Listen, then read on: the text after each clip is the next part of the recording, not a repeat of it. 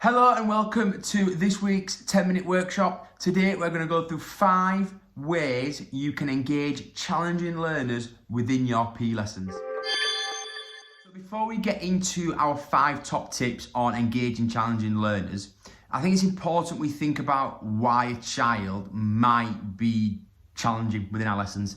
And I think for me, when I think back to my lessons and lessons where I've had children who've been challenging, I think challenging behaviour and disengagement go hand in hand. And I think more often than not, when you see a child is not demonstrating the behaviour that you want or is being particularly challenging that day, it can more often than not be linked to disengagement within that particular lesson.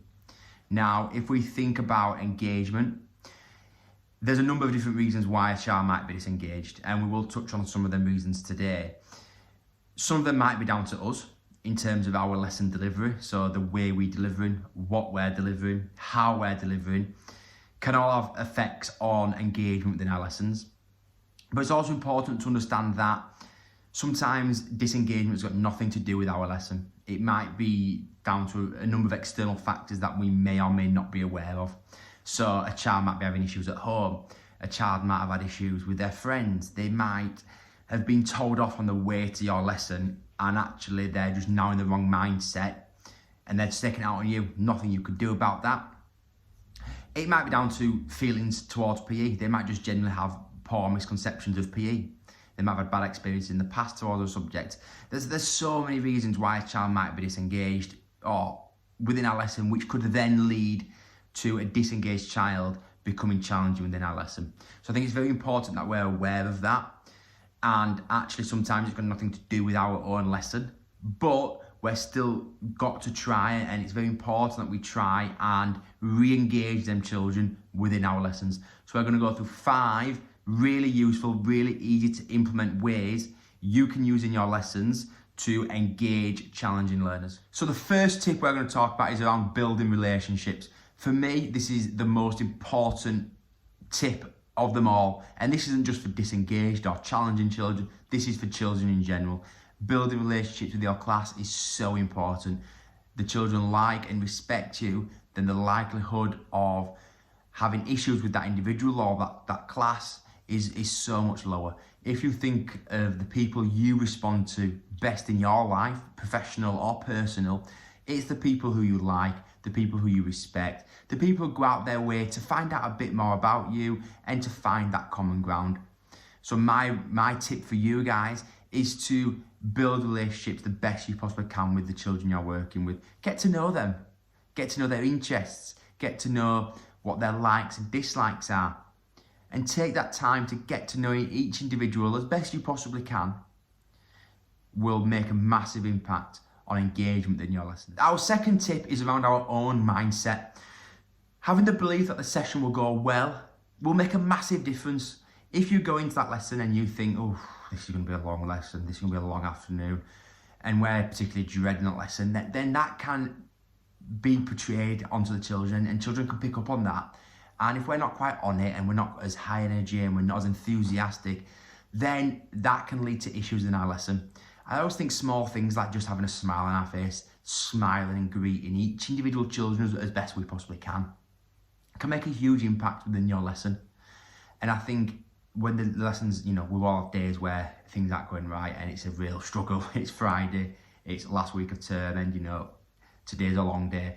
But I think being conscious of that and doing little things and making sure we're not showing children that's how we're thinking on the inside can make a massive impact in our lesson. And when things do go well, let's celebrate that with the class, so the class know what we expect and they know what a good lesson should look like, so that will help us in the future as well. Our third tip links in quite nicely with relationship building, and it's around adapting our sessions. So if we've got a group of children or an individual or even a whole class in some instances that are just disengaged within our lessons, then let's use the relationship and use the knowledge that we've built to adapt our sessions to meet their interests. If you found out that that child who just will not join in any of your games loves Pokemon, can we actually integrate a Pokemon activity within the activity, within your PE lesson? Instead of doing a simple TIG game where you might have a scarecrow TIG, can it be Pokemon TIG? It's exactly the same game, but actually it's just got a Pokemon theme. And I think little things like that to just make and build that bridge between PE and the interest of the children can, although very small, make a big impact. Children's creativity and children's use of their imagination amazes me on a daily basis. So although it might sound simple to us that they're playing Pokemon TIG or they're playing Pokemon football or Minecraft or whatever the latest trend is these days, integrating that within our lessons could have a huge impact on engagement. Our fourth tip, and one of the most important tips when working with children in general, in my opinion, is to make our lessons fun. It links in nice to what we spoke about with our mindset, that if our lessons are fun, if they're engaging, if they're exciting, then it's hard for children not to get carried away on that wave of enthusiasm. Whenever I've had lessons that have not gone to plan and behaviours being an issue, the first place I look is my lessons and the content I'm delivering. Was that lesson fun? Would children have enjoyed that lesson? If the answer is no, then that's the starting point. Because whatever happened after that could have been a result of the lesson I delivered. And I think, put yourself in that lesson, put yourself in the shoes of an 11-year-old, a 10-year-old child. Would you have enjoyed that lesson? If the answer is no, then you've got your answer there. And I think when we're planning our lessons, plan something you're excited to deliver and something you're going to enjoy delivering. And that wave of enthusiasm that we've spoke about will make it easier for you to deliver a lesson that you're excited to teach. Our fifth and final top tip, and slightly different to our previous tips, is that sometimes a child that is demonstrating and being challenging within your lesson needs an opportunity to calm down and to sit out that lesson for a period of time. Now, we're not talking about removal from the lesson entirely. We're talking about giving that child a safe space to calm themselves down and self-regulate their own behaviour. We all know what it's like. If we're doing a football lesson, and I'm sure you're straight away thinking of a group of children who, if they lose in that lesson, or any ball game lesson for that matter, will start to could become challenging and demonstrate the behaviour that we don't necessarily want to see within our lessons. So I think giving children that option to take themselves away from the incident, take themselves away from the situation, calm themselves down, think about what might have happened or what could have happened or what could have been done differently, is a really positive way to deal with that. And also ultimately keep them in the lesson. The last thing I want to do is ever have to remove someone from my lesson.